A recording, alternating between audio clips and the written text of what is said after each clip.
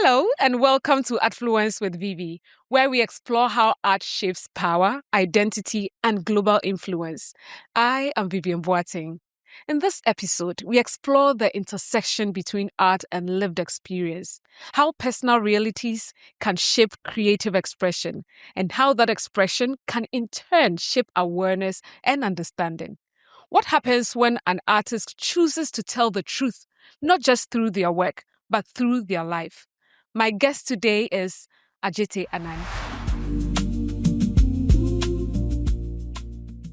Hello, Adjetey. Hi, Yeah, it's great to have you here today. Pleasure is mine.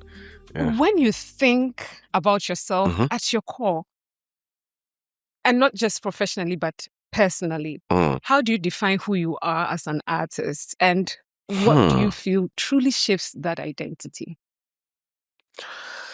I think that without saying too much, I believe that would be captured in the Greek orator or statesman Pericles when he says, "For what we leave behind is not what is written in stone monuments, but what is woven into the hearts of others."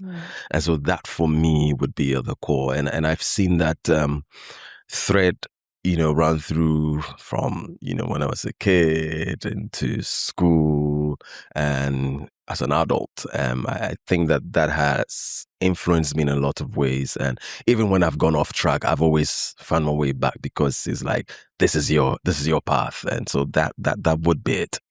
Yeah. Wow. Right. Now, just take us a bit into your creative process. What usually sparks an idea for you? And what emotions or thoughts or experiences tend to fuel the work you eventually bring to life?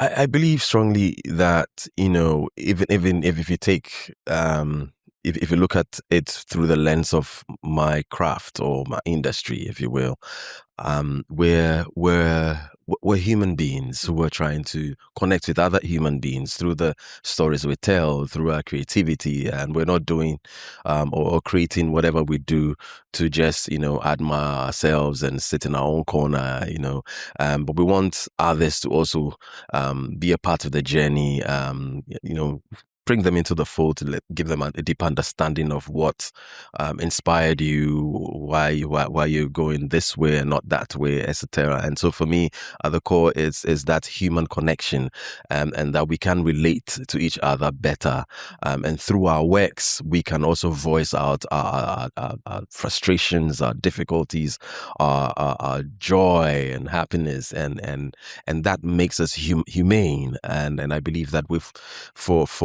for a long time, I believe that we've lost that touch, and because then there's always that sense of commercialization, sensationalism, that rather become what is rather in front of everything that we do. And so I believe that these are things that it really gives me that passion and inspires me to continue giving of myself, and not just because when you continue giving, you're going to run empty. But how do I refill? How do I refuel? And so especially if you take where I've come from, where I'm caught in 2 generations, I was part of the generation that did social media, for example, and then I'm part of a generation that is in social media. You want to really always upgrade yourself, if that's the right word, but always what will make you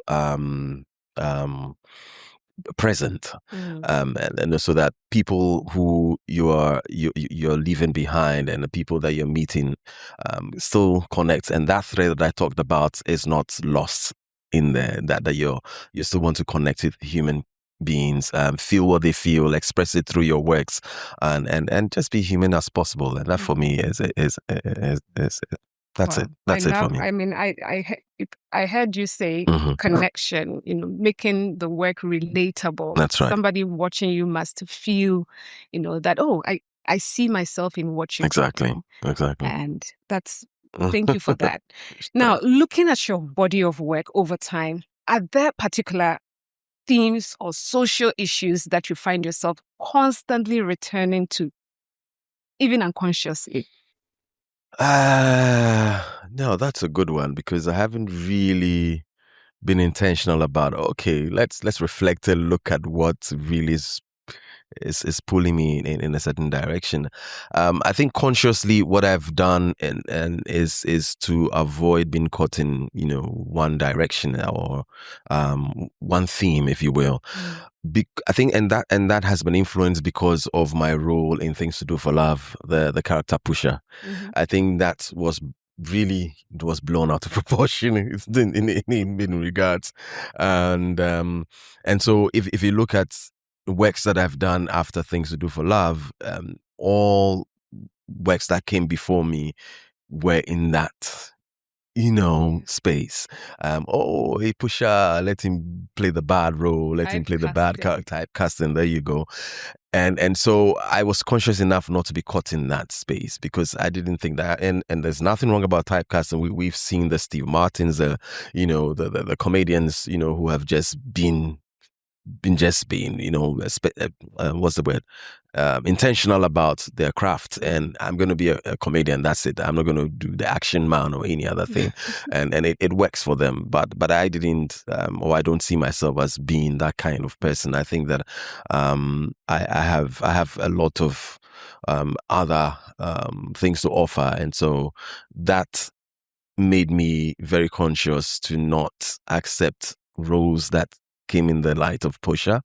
And so it opened me up to various themes, and I'm ready to, if you look at my works, what I remember is that I do not repeatedly play a certain character over and over. And once I have a script that maybe is a husband, is a bank manager, and the script another that seems to be husband, a corporate space, I try to reject that and move on to, because normally, fortunately for me, I would have 2 or 3 offers about the same time, and I'm able to be specific and choose what really sits well with me. And so, but I think that undertone, it's always been what we can do better. And so characters that I play would have there would be consequences, and being responsible for the choices that you're making, and it affects and it impacts not just on the individual, the self, but on the other. And so for me, I think pretty much that would have been, in answering your question,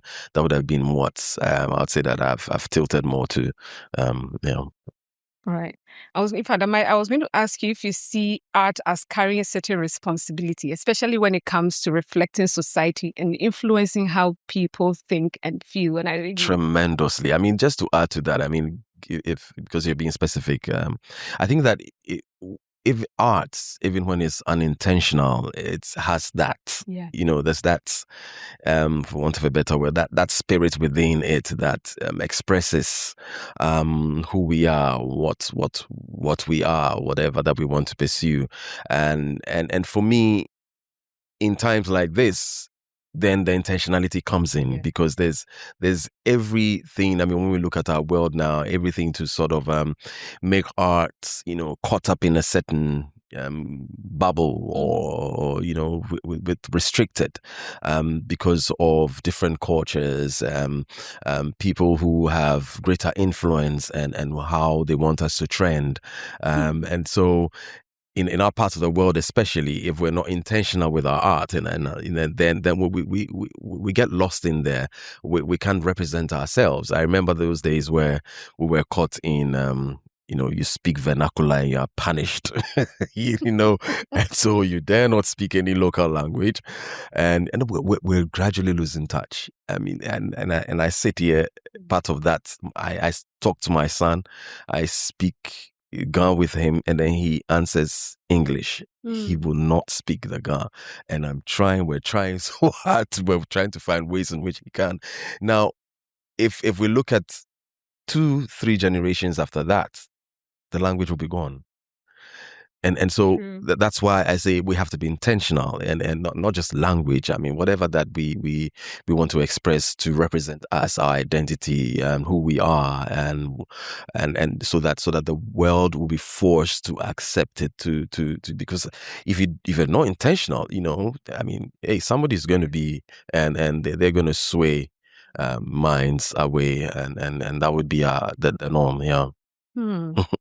No, I was earlier on. I was telling Effie or telling someone that the Americans found a way to brand their Precisely. nation. So everybody is talking about the American dream. Everybody wants to go to America. That's right. And we also need to be very intentional about what we put out there, the kind of stories you tell. We don't want it to be always about poverty or witches and wizards, but we need to be very intentional about how we're putting our stories out there. I believe so. Talking about the vernacular thing, I mean, I experienced it because I went to Saito where we hang a placard around your neck, I promise not to speak Tree or vernacular again, And that left something, on us. Subconsciously, when you speak, when your child, speaks English, you're happy, we praise you. Oh, what's That's right. He's very intelligent because he can speak good English. And it made all of us, start speaking English to our children at home. Right. And that, like you said rightly, is affecting us. It is. Our children don't speak the language, and we need to try and use the arts to change that. I believe so. So thank you for sharing those experiences. Now, do you ever feel a tension between creating what is personally meaningful to you and creating what you think audiences or society might need to see or hear? I believe that there should be a balance, because look, as much as we're born into families, into societies, most of the time these spaces have structures already that you come in to subscribe to, and then within that you find yourself, and so we're not just I was born into a Christian family, and every Sunday they go to church, so I tag along and go. What is, I need to find myself in there. What's my motivation? Why am I doing that? If I'm born into a certain family, the community that subscribe to a certain values, I need to find myself, because then if I don't, then that uniqueness that I also bring to bear on whatever subscription, whatever they subscribe to, will not be limited. It will be very static. It can't evolve. It can't evolve. And I think that we all are unique in special ways, that we need to find our individuality within that communal space, and therefore that balance should be there. While you subscribe to that community, that cohesion of this is us, this is also my individuality, where I also bring to bear and my giftings and my passions, and that helps the whole communal space. So for me, in my works, and that's why probably maybe I'm jumping the gun, but I thought that at a point, look, people know the characters that I play, but they really don't know me. So whilst I'm subscribing to the communal space of what I want people to get out of the stories or creativity, that themes that we're so passionate about as a community or society. I also need to bring that personal touch that they don't know behind the screens, and that's led to me writing a book. Now we are getting into your lived experiences, right? I mean, you made mention of the book. In fact, just even right before we'll get into that. So, Adjetey Anang, a story of faith, imperfection, resilience. Right. You share a side of you, that is not very open to the public. You showed vulnerability at a level many people would never dream of. That's right. May I ask, what made you decide to tell us the story? Okay. You shared something little earlier. Right. I mean, the why, but I want you to really take us on that journey. Sure. And so, like I said, just to take it from there, people really know the characters that I've played. They call me by the characters' names most of the time, and without even knowing who Adjetey Anang is.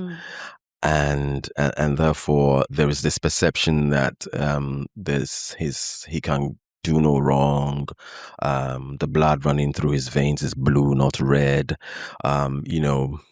he's just at the top. He can't face some of the challenges that we're faced with. He's the one who can. He has all the superpowers to be able to overcome every challenge or difficulty, and so I need to set that right. Then you have, in that industry space where I've made choices, where I've made decisions that I look back and I regret. In our space, it's really tough to especially be thrown into the spotlight, and you don't know your bearings, because we need a lot of sensitization to be able to maneuver and negotiate. Because when you're popular or you're famous or you're on the spotlight, you attract people. And especially if you're a guy, then you're going to attract the opposite sex, of course, and vice versa if you're a lady. And for me, I observed that some of the difficulties that I had gone through, how do I handle my female fans, for example, in the age of social media, where I can hide behind, because nobody can have access to my inbox, for example, unless I let them. And so then it's a safe space for me to really sort of nurture this, choice that I'm making.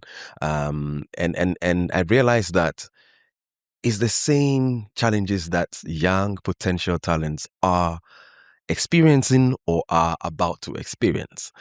And so when we go back to that thread of the statement I made by this Pericles, what is woven into the lives of others, how does my individuality impact the other, beyond just my creativity or my what I produce.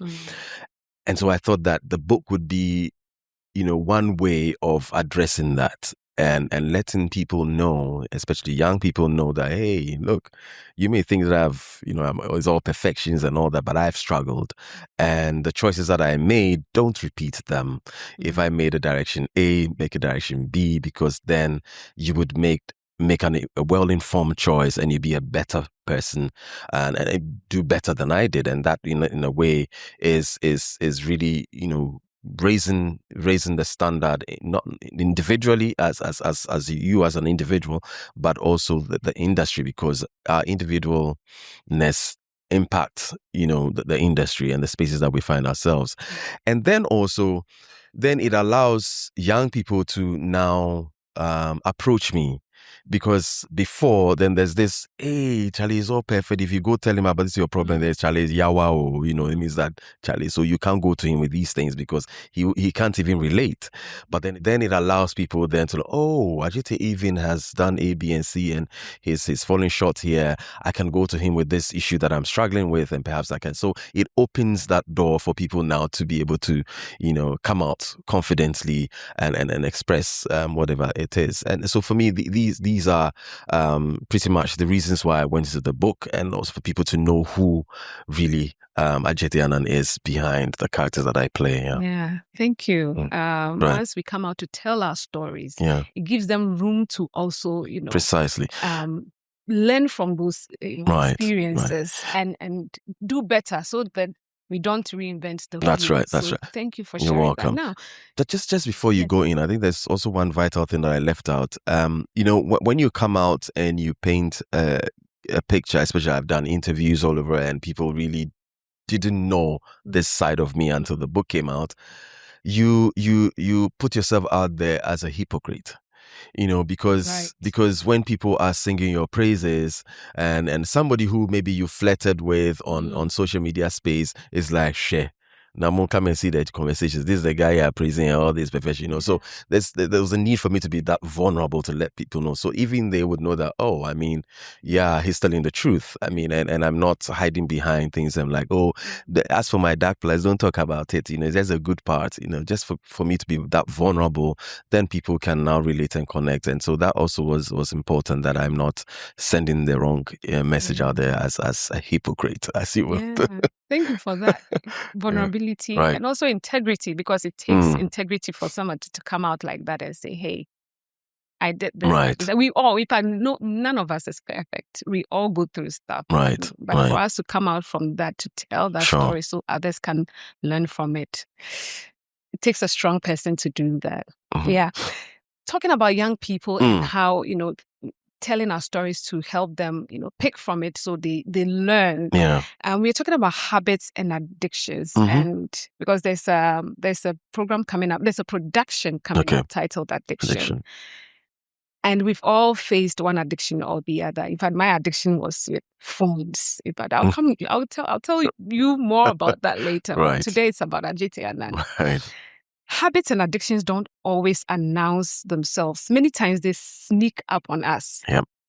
Right? Without our knowledge and consent. Now, how would you describe coming into habits like what you described in your book, and what was the best preventive measure, or what are the best preventive measures, if I must say, for a young person who finds themselves in such a situation? How do they prevent it? Well, perhaps a few things. If it's and I'm talking from my experience and the choices that I made. I think that it's one, you really have to always go back to the basics. Why, and that's one question that you need to answer before you get into any field or space. Why am I in this space, or why am I drawn into this space? Why am I passionate about this space? What is the motivation? What's the reason? Because that will guide you.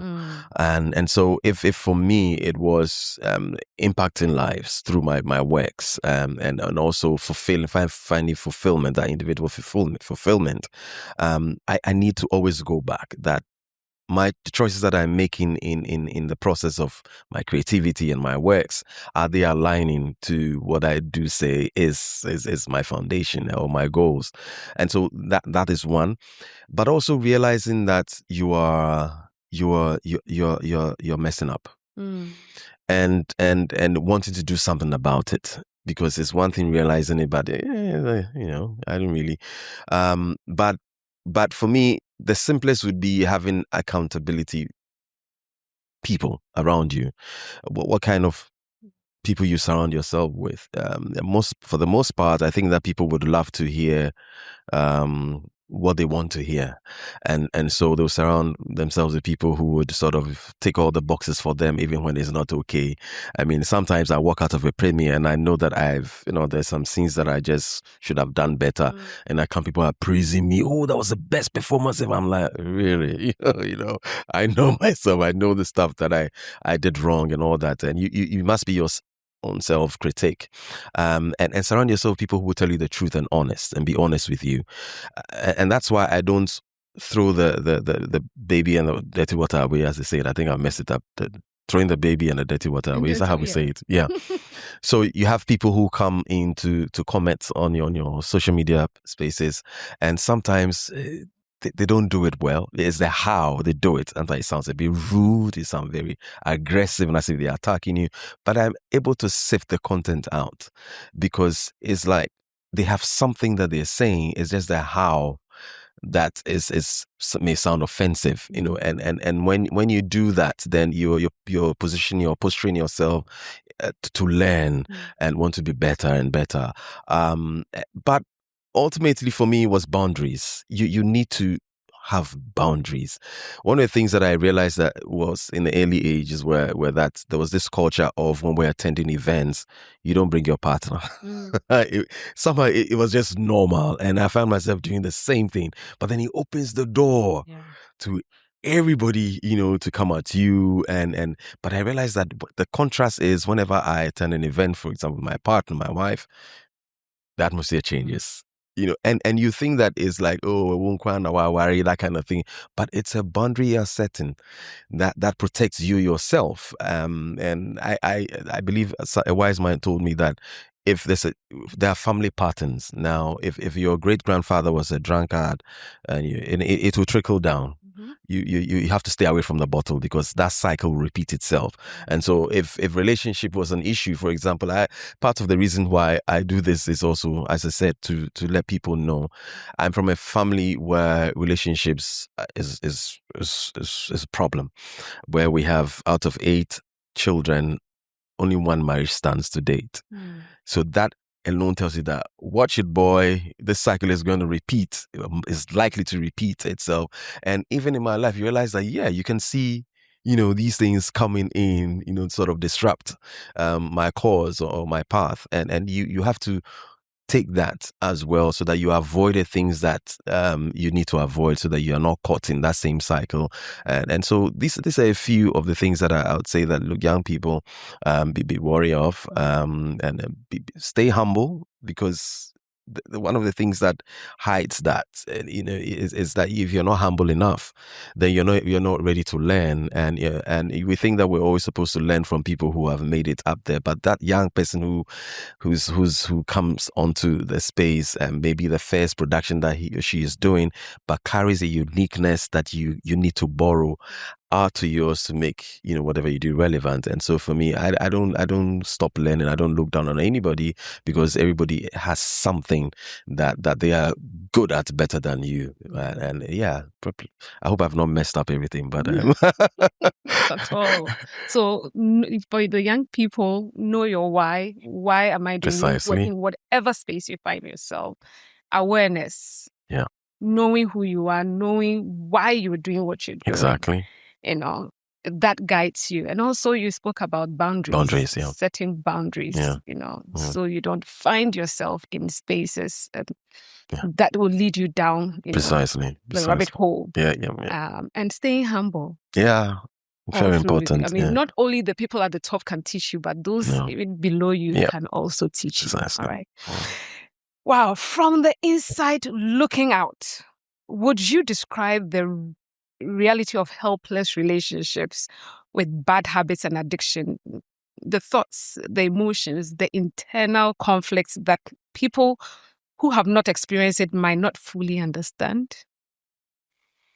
Would you describe the reality of helpless relationship with bad habits and addiction?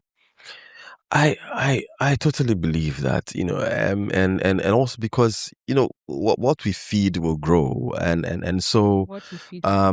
yeah. Can you say that again? What you feed will grow, and but then of course at the harvest, we'll get to know what kind of crop you're harvesting. And so you must be intentional about what you're feeding yourself with. If you feed yourself with bad news, if you feed yourself with bad energy, it's always nothing good happens to me, I'm A, B, and C. You're bound to have that coming, you're attracting that negativity. And so, yeah, whilst you need to stay positive, you also have to be conscious about the nutrients you're feeding yourself. And so for me, the signs would always be there, and you have to realize that, even if you're not. And that's why I'm always asking people, what do they see, what do they get? Because sometimes, even when there was a production that taught me a good lesson, where I was supposed to be a prince who was very, very short-tempered, and I don't remember the character ever smiling throughout the whole production, 1.5 hours production. And what I thought I was expressing after the event, and we were looking at photographs, I realized that instead of expressing anger and frustration, it looked the image of my face looked as if the palace was smelling. So I'm thinking I'm communicating anger, but I'm giving to the audience, something is smelling. So the audience may be wondering, or is the place smelling, or is the palace smelling, that kind of thing.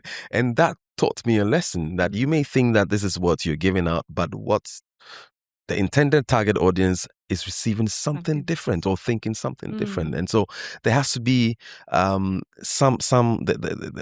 that has to align somewhere, and you have to find out. And that's why I reach out to other people. And once again, the quality of people that you're reaching out to, because there are people who will keep saying yes, even when it's not yes. And so you need to know who you're finding those, so that they can point you to the right direction, even though you may not want to hear it, but it's the truth. And therefore so for me, yes, habits, addictions, just doesn't blow in our faces. They start very, very little, little things that will give you a signal, little things that people will draw your attention to that you may, disregard.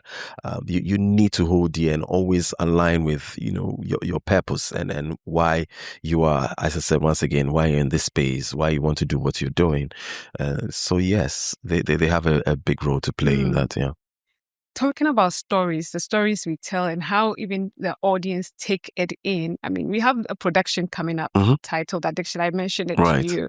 And addiction seeks to address,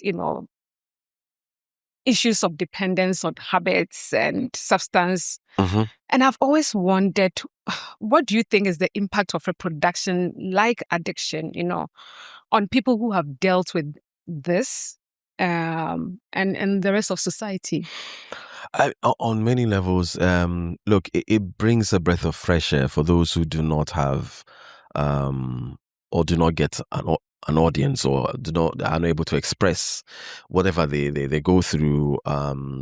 People, sometimes we represent them and be able to voice that out. That can be therapeutic in its own way, because then you're speaking my language, you're speaking what I find so difficult to face or to talk about. And people are caught in traumatic spaces and they need some form of expression. And so if you become the mouthpiece of such people or persons, then you're giving them hope again. You're letting that come out of them because they're having a different expression. For those as well who are in it, you're giving them some strength that, look, all is not lost, and there is a way out. They feel as if they belong to a community they're connected to, even though it may not be direct but indirect. And so you're moving it from the individual space of I'm alone and into, they understand what I go through. It may not be the same directly, but there are traces of what I go through in this production, and that's what art does. And so for me, it is a very, very often ignored aspect where and is related to it. It's also the mental issues that we face, and that also has a role to play. So for me, it's important that while we talk about all the witches and the bad spirits and what have you, we also deal with some of these issues that we do not readily, see, and we only have to go to the doctor or see a specialist before. But as the process of healing also entails what we express through art forms and stories that we tell, and with color, aesthetics that takes the mind into a different journey and brings relief, and it's all part of the healing process. And so for me, it is vital for our space. All right. So for someone who might currently be struggling or feel unseen, what word would you have for them? See it. See addiction. It's something that you even if it means just going there to just see an expression, you'll be amazed at how you're going to connect to what you're seeing. And what for me is even more important is that it's more like it's sugar coated. And so it's dealing with a very, very serious, sensitive subject, but it's sugar coated so that it's easy to consume, and very friendly. I would say I encourage everyone to those who may not even have any addiction whatsoever. It's also a way of expressing, coming out there and experiencing something great, and also being indirectly, experiencing something that you can also carry on when you leave that theater space, because we're all healers in one way or the other, and we can carry that individually, and then community is healed in that sense. So you can't miss out on this opportunity. Yeah. Thank you. I love that. We are all healers. Whether you experience it or not, whether you're going through it yourself or not. That's right. We are all healers, and we all have a role to play. We do. Thank you. Thank you so much for having this conversation with us. My pleasure. Ladies and gentlemen, Adjetey Anang. Thank you. You're welcome. You're welcome.